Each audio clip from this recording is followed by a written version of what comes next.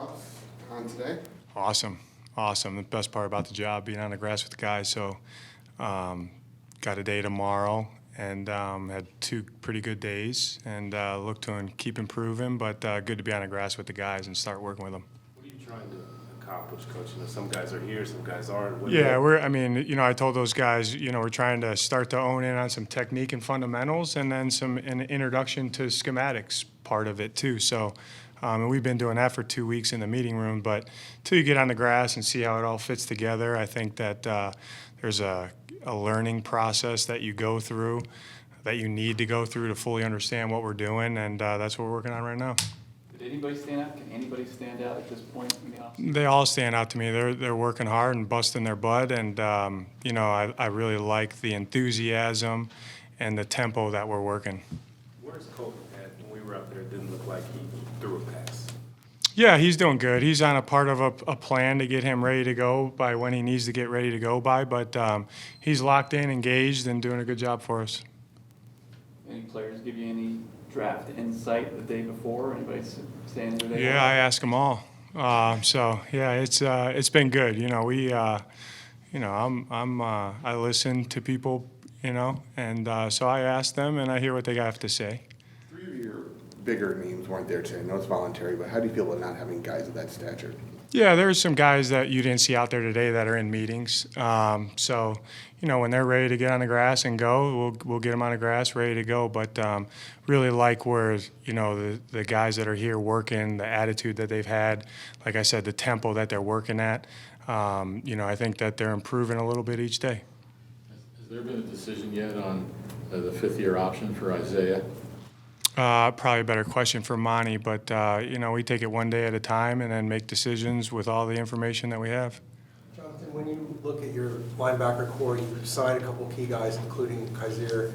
You have a couple key guys here with Isaiah and Zaven. How does all that fit together for you in terms of where you want everybody to be and how much of what's going on right now can you get to, or is that a training camp? Yeah, that's a really good question. So what we like to do is that's what we need to get on the grass first and start seeing how guys move and what they're comfortable with. And we got a long time to make that decision, and we don't rush those decisions. So we're always going to make decisions with the players in mind first.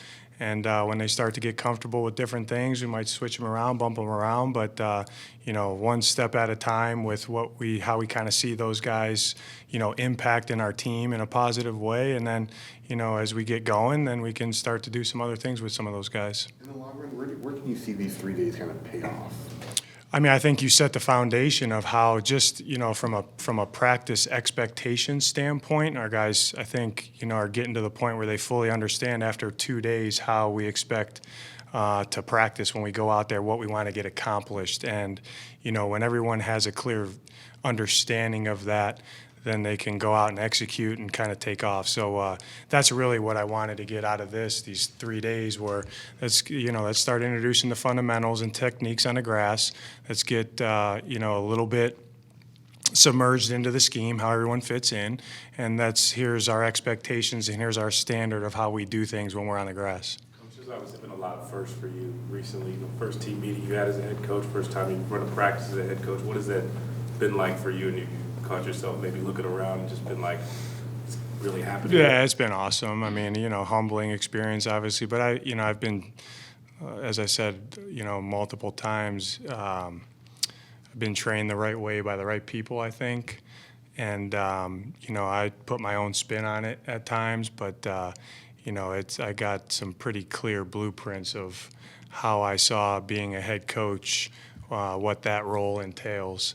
And, not to say that I've already made some mistakes, and you got to try to get better myself, not just the players, myself, get better, a little better each day. But, it's exciting to go to work and try to get better each day. And myself is right in that bucket, all the coaches are. In general, when you're talking about getting those guys on the field and seeing where they are, the players that have been here before, the film that you've seen, do you watch film and say... Yeah, I watch film, Darren. You watch film and say, hey, these guys could maybe be over here instead? Absolutely. Does that cross your Sorry, mind? yeah, absolutely. We look at, everybody's tape from last year, 2 years, you know, you go back and start to look at different things. And, you know, Kaiser is a good example of, I was with Kaiser for a year, you know, and we did some things with him that he really liked and he was comfortable and was good at, and there's other things that he didn't love, you know, and he's been vocal about that. So you want all of that interaction all the time with all your players, and because you never want them out there uncomfortable with what we're asking them to do. So that's a process has started, and that will continue to go as we get going approaching week 1. With guys like Kaiser and Zach Pascal, some of the guys you have history with, what's that like are those guys you're counting on to help lay the foundation you're talking about, and where do they, you know, how's that familiarity work? Yeah, I mean, it's always good to have people that you've been around that understands what the expectation is, because they can then, you know, hold other guys accountable as well, and not in a negative way. Just, you know, a lot of times players, when I get up and explain the why behind things, you know, some people might understand immediately, but the bridge of the guys that don't understand immediately are typically the players.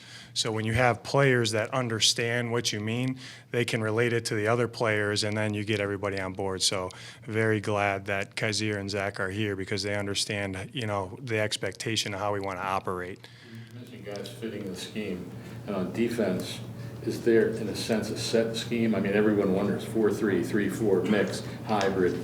I don't know if you want to pin it down. All of it. Week 1, you'll figure it out. Yeah, you guys have heard me talk about it. It's all the same. Everyone plays the same stuff. I think the key thing is the guys understanding the why behind things, and then exactly what their job description and how they fit into each call. No matter if you're in 3-4, 4-3, 3-3-5, it doesn't really matter, as long as they understand and can execute what we're asking them to do. Your offensive line pretty much set, or in your head, that you know you want day one. Want to say it again, Josh? Your offensive line, like, do you have an idea of what it's going to look Yeah, I mean, it's just like all positions, you know, we're figuring that out. You know, that's why you need to get on the grass with guys. And I might think, well, this guy's an interior player, but he might be a better, you know, outside guy. So no rush to figure that out, but that's what we're in the process doing. Zayden was working out with the outside linebackers. Is that something that could be long-term? We'll see. I don't know that. We had him there, I think, these last 2 days, and he's doing a good job. What I love about Zaven is that's the type of makeup that you want in your players is, Coach, I'm willing to do anything that you want me to do to help the team. And when you have a bunch of guys like that on your team, you have a good chance to win. What was it like for the coaches to go to Kyler's statue reveal in Oklahoma? Yeah, it was awesome. I mean, not doesn't typically happen where you're a part of a team that has, you know, a player on your team that's honored like that. I mean, the guy's got a statue up on a huge college campus. So it was a special thing for us to go and see that happen. And, you know, I thank Michael because he made that happen, because it's not just like a 20-minute drive. And we were up and back, and it was good. Got to work when we got back, and it was a neat experience to see that. Would it surprise you to hear some people were critical of that move? To say, like, Monty? Yeah, you know, I'm not really worried about people's opinions. The people's opinions I'm worried about are people in here. So, honestly, I didn't hear anything positive or negative about it. How important was it, do you think, just overall with everyone who went, to show support for Kyler? Yeah, I mean, I think our players know already that, you know, and we'll continue to build that trust with them. But everything we do, we have the players, you know, in mind, and anything that we can do to help support them and help them and educate them and be in their corner, that's what we're going to do. He started strength training. Is there any next step that he's close to as far as his rehab? You know, probably a better question for the strength guys. But yeah, he's moving along well. I think that he made a good progression this last week, and you know, I'm excited where he's at, and I know he's chomping at the bit. That's what I'm going to say to you guys until he gets, you know, suits up and plays. This guy wants to be out there right now, but he's got to go through the necessary steps to make sure that he's mentally and physically healthy, ready to go. As a former safety, do you catch yourself, like, keeping an eye on them? Safety nickel. Yeah. Yeah, I do. You know, those guys know that that's kind of my baby. You know, being a head coach is a little different role. You know what I mean? So I got to make sure that I'm helping everybody on the team, not just those guys. But they know when I walk into that meeting, they better perk up a little bit. What's it like to be that CEO type of role where you have a coordinator on each side and like? You know, everybody's different, you know, and we're still kind of figuring out those dynamics too. That's a really good question. But I really, one of the best parts about the job so far, besides the players, is being able to, you know, hopefully help each guy on staff, you know, and that's what you're looking to do. And like I said, I've had a pretty good blueprint of what that looks like because I was in their seats at one point and knew how much I was helped by the head coach. And I think that's a huge piece to being a head coach. That's one of the parts of your role, and you have to be good at it. Where are you going to be tomorrow? In the war room? I don't know, wherever Michael and Monty tell me to be. So, yeah, I assume. I think so.